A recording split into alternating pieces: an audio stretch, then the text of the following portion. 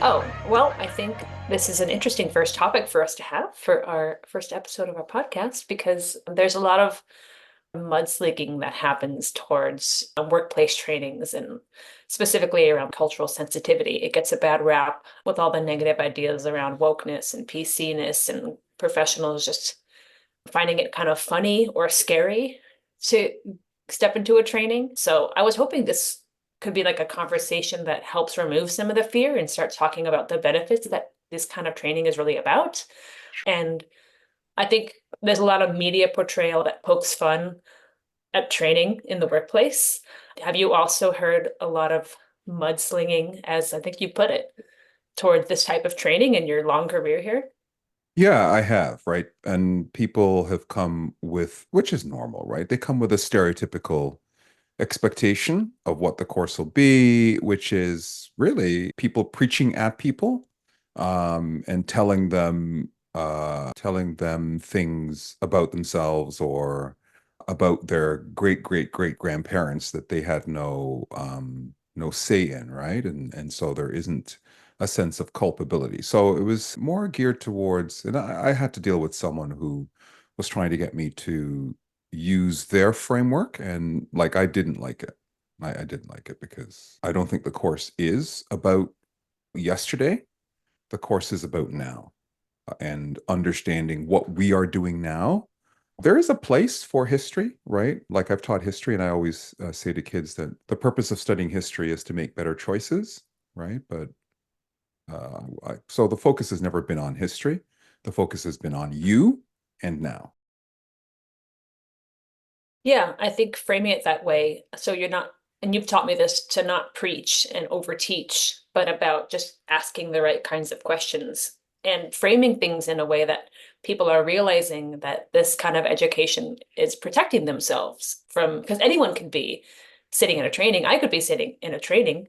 I used to have a very politically incorrect sense of humor, and it Yeah, exists still outside of work. yeah, But I yeah. used to, if I thought someone had the same political views as me, or outlook on life. I used to toss jokes around here and there in my first full-time professional job before coming here, and I realized now I was in danger of someone finding that offensive and then me sitting in a training, which isn't the worst thing, but some people see it as like a tarnish on their reputation. They feel like singled out, they feel embarrassed, frustrated, and it sometimes feels like it takes a toll on a person's relationship with the people who brought them to training. I wish people were onboarded to a new job with boundaries training and cultural sensitivity training because we live in a world where that's so important and it just seems like it doesn't happen. We just wait for someone to make a mistake and then we have them sit down one on one. But I don't know if you experienced this, but a lot of the one-on-one sessions, a person's very frustrated that other people aren't getting this training and they feel like they're getting a lot of useful knowledge that they're going to be alone with. What do you think about that? What's the standard whataboutism? What about him? What about them? Yeah. And so, like, my response to that is so, like, okay, you're here, they're not, because you need to benefit, right? So it is about a benefit. And I think part of good training is always a conversation. And for me, I think that's the motif that the course has evolved in, that it is a conversation around simply good habits, right? And you can think, if you look historically, right? If you go back, say, to a typical European society in the 16th and 1700s, there were a lot of really bad habits that made people sick, from people not thinking about hygiene in the water, not recognizing that there are such a thing as a bacteria that if it's in the water will make you sick. So I think our scope is to just make people aware that there is something called emotional hygiene or psychological hygiene. And we just want to make you aware of it. So you wash your hands. And if other people aren't washing their hands, then you need to be, you have the processes in place so that you don't make yourself sick and other people sick. And so that medical, that imagery of history, I think, speaks to me as to what we're doing.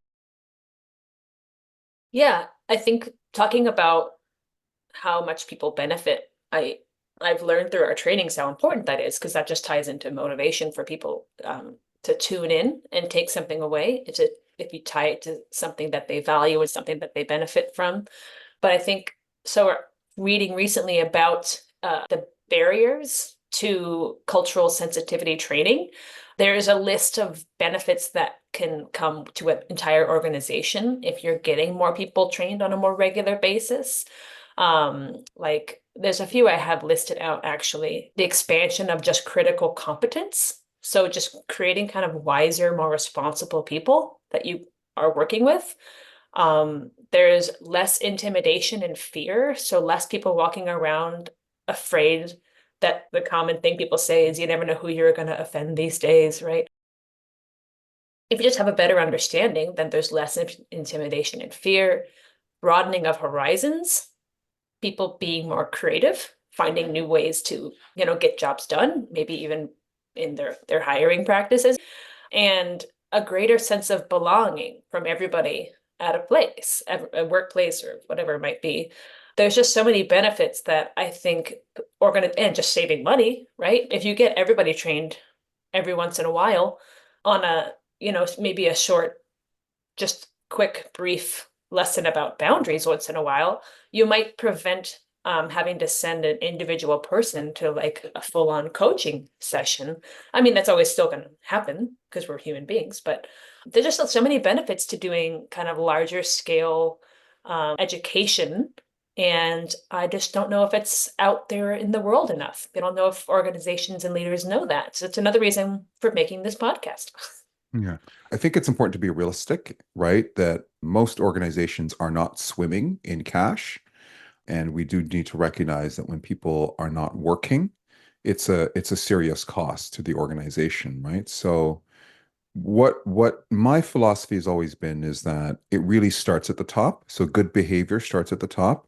And it's the leaders who are responsible for modeling what's appropriate and calling people out in ways that lead to change or lead to at least an honoring of professional boundaries. So I'm on the opposite side where I think the emphasis is on leadership and the emphasis is on coaching. So the way I like to think of this, if you decide that you are going to learn French, learning French is not something that you do in a week, a day, or 6 months. If you decide that you're going to learn French, even if it's your mother tongue, that is going to be a lifelong pursuit, right? And so I'm in the process of learning French, and the weight is off my shoulder because I recognize that I will always be until I die learning French. And the same process, right? In terms of holding conversations with people and interacting with people in a workplace, developing your critical consciousness is not something that happens once,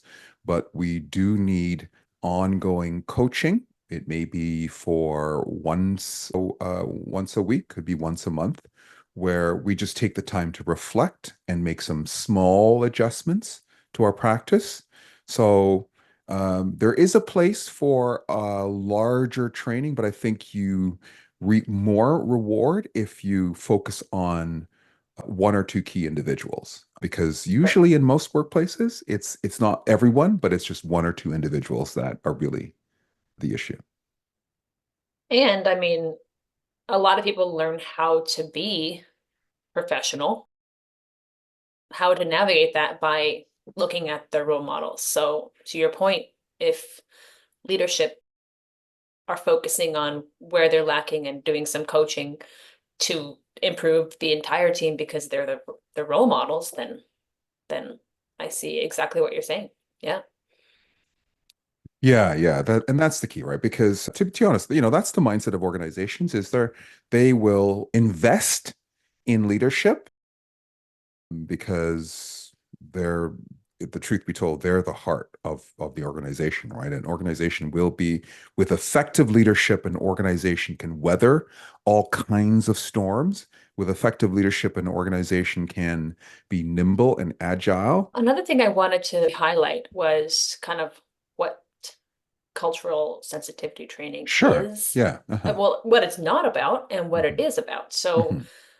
the coming in with the stereotype of what you're expecting. People think, you're sitting in a room, maybe at desks, maybe at tables, maybe in a circle, and there's a facilitator kind of just there talking at you. And maybe you do some bonding activities and icebreakers, and people get this idea in their head.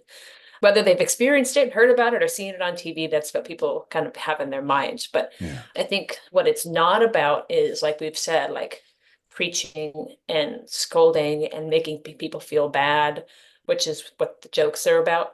But it is about civility, which leads to, respect and productivity, understanding the kind of the biased brain a little bit too, to be more inclusive. It's about increasing professionalism, navigating the human rights law or the civil rights law.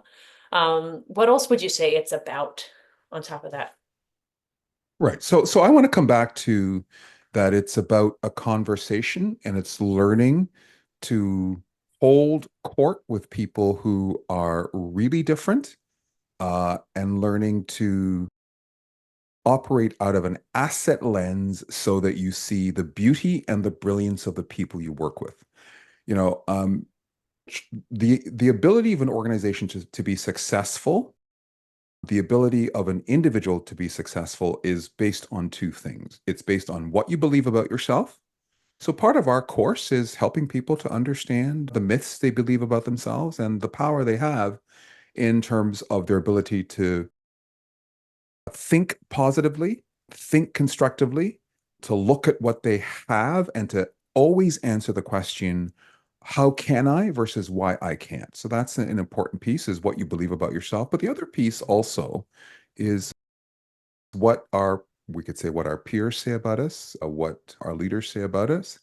And for me, cultural sensitivity is really, to your point, is understanding that sometimes people operate out of their biases, right? And we need to, as one person said, be very careful of the head trash that we drink in, and just to recognize our own head trash and to use what I would call an asset-based lens to navigate challenging and difficult people. Because I would never say that in the workplace everyone is an angel. It's the notion of the white hat, red hat, a white hat, black hat, or the good cops, the bad cops. That's an approach that doesn't work, right? Putting people in silos. Everybody is capable of offending. Everyone is capable of being mean, and everyone needs to just learn how to have those conversations with people. So for me, cultural sensitivity is about an asset-based conversation that leads to greater productivity in the workplace. Yeah. And I do think, like you've said a while back, that it's ongoing. Recently, when I was reading about the barriers to cultural sensitivity training, or cultural competency training is what it was called, Mhm. they do talk about it being like your whole life, you're working on this, because your biased brain, you can't shut it off. So you have to be just growing your skills, noticing, naming, recognizing, and then doing things on a constant basis, and just basically improving your ability to think about things in less harmful ways. I want to just leverage what you said, right? And to use the imagery of an athlete, right? I don't know of any athlete that does just goes and trains once and they're amazing, right? I'm Yeah. sorry. Athletes are constantly improving their craft. They're constantly aware of the need for greater muscle control. They're constantly aware of the need to condition and to keep themselves in that space of agility, because, whether even if you are a nonprofit organization, you are still in competition, right? Either for donations, or you're in competition for people's attention to your cause. And if you're an organization, you're in competition for your customers to give you attention and to really believe in the values that your product or services present or hold. So leaders, and to some extent even middle managers, perhaps there are even workers that have potential, do need a level of cultural competence, and it should be ongoing. Perhaps the starting point is the training that we offer. And there's some people who will leverage the ideas that we offer in our courses and we'll ask for, okay, I want to keep developing. I recognize that I'm like an athlete, and we'll offer them some books that they can use to develop themselves. And sometimes that's the goal of the course, is of our one-off courses, is that people recognize the need to continually develop themselves, and developing themselves may be one or two ideas that they use to frame their conversations with their wives, their spouses, and with their bosses and the people that they serve. And that's the key piece. So we've come to the end of this initial talk, and we do want to continue with using this point to leverage not only our wisdom, but to also leverage your time so that you can, like an athlete, grow and become much more effective.